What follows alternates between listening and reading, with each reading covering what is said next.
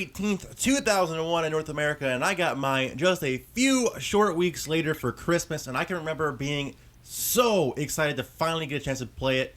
The GameCube was my system of choice as a kid. My brother had a PS2, and I would play GTA and like Ace Combat on it. But for the most part, I stuck to my GameCube and my GameCube games. There are so many awesome games on the system that made my childhood kick ass. But with that said, no system is without its fair share of awful games. So let's take a look at my picks for the top 10 worst GameCube games of all time. Now, remember this list is just my own personal opinions. So if you think a game should have been on a list or a different game should have been on the list, just leave a comment down below. We can have a fun little discussion about it, and there's no need to blow up about it. But anyway, let's dive in with number 10. Mary-Kate and Ashley, Sweet 16, License to Drive. This game is a Mario Party clone, but without the charm of Nintendo characters. Instead, it's replaced by teenage girls and their obsession with clothes and, of course, boys. But it's not just the subject matter that makes this game awful. The gameplay is just as bad. The minigames are lackluster and incredibly boring. Many are just collecting items, and they're kind of just the same things over and over. You collect clothes, you collect keys, and then you talk to boys at the mall. It's all the same dog shit piled together. And if you're looking for a party game in the system, do yourself a favor, skip this abomination, and just stick with the Mario Party series. Next at number 9 is Batman Dark Tomorrow. And while Batman is a well-respected and highly loved action hero with loads of bad guys and storylines to choose from, and many Batman games have been amazing over the years. However, Dark Tomorrow is plain terrible. It has horrible animations. It also has this jumping camera angle. It's always terrible. It hurts your eyes. And the controls will make you cry as well. It's just badly designed and badly executed from top to bottom. Also, it doesn't provide much fun or villain-crushing action you would expect from a Batman game, and it's a total letdown. If you want to play a fun superhero game on the system, I recommend the Spider-Man series, as this one is just totally better than the Batman Dark Tomorrow. Coming in at number 8 is Monsters, Inc. Scream Arena. This game is actually, believe it or not, a dodgeball tournament game. Other than using Pixar characters, it has nothing to do with the movie at all. The reason it makes our list is because of the potential that was wasted on this game. They could have expanded on the movie's universe or storyline and had a deep, entertaining game for this franchise. But nope, they're like, fuck it, just make it a dodgeball game. This is actually a GameCube exclusive, so the only reason to buy it these days is for collectors like myself to complete their set. However, I'd stay away from this one otherwise.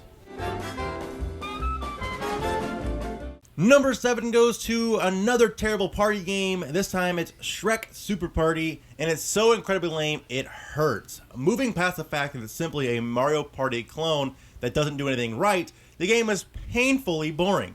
The minigames are laughably bad and don't give players the slightest bit of challenge. And I get that the game was for a younger demographic, but still, a 4-year-old could play this blindfolded and still not be challenged at all. This was yet another one of those rushed out, cobbled together, voiced over crappily movie license game that your grandma would buy in the bargain bin last minute as an Easter gift. Definitely steer clear of this one. Coming in at number 6 is MC Gru's Dance Craze, and this is a shameless Dance Dance Revolution knockoff. Developed and published by Mad Catz, you can already tell what it's going to be, a lesser quality version of a better game. It was bundled with its own dance pad and actually had a somewhat decent soundtrack to dance to. Problem is that the dance steps don't fit with the songs well, and you don't feel like you're ever in step with the music. With other rhythm games like DDR doing it much better, I would just completely skip over this title. Just cracking our top 5 is yet another shitty party game. Nickelodeon Party Blast is somehow even worse than the previous game. IGN gave the game a 1.1 star out of 10 rating, and that seems to be a bit generous in my opinion. Almost every minigame can be won by just standing in the corner and not actually playing. Plus, most of the minigames are the same thing, just reskinned, so there is absolutely no depth in this game at all. They couldn't even get CatDog's original voice actors to do the voices, yet they went ahead and made them the announcers anyway. That just sums up how cheaply made and rushed this pile of crap really is. This is definitely the worst party game I've ever played. Next up at number 4 is Disney Sports Skateboarding, and just the title alone should turn you off from this game, but for hell's sake, let's just take a closer look at this turd of a game. The controls are weird and they make nowhere near as much sense as the intuitive Tony Hawk type game controls. The plot of the game is basically to have fun and skate around, but that's freaking impossible to do when the courses are designed so poorly, the tricks are super incredibly lame, and there's this weird announcer constantly telling you things that you don't give a crap about. I want to hit a double McTwist over a 200-foot gap like in Tony Hawk Underground. That game was the best skating game ever, in my opinion. This Disney wannabe just doesn't cut it. Keep your eyes open. Number 3 goes to Charlie's Angels, and oh man, is this game bad.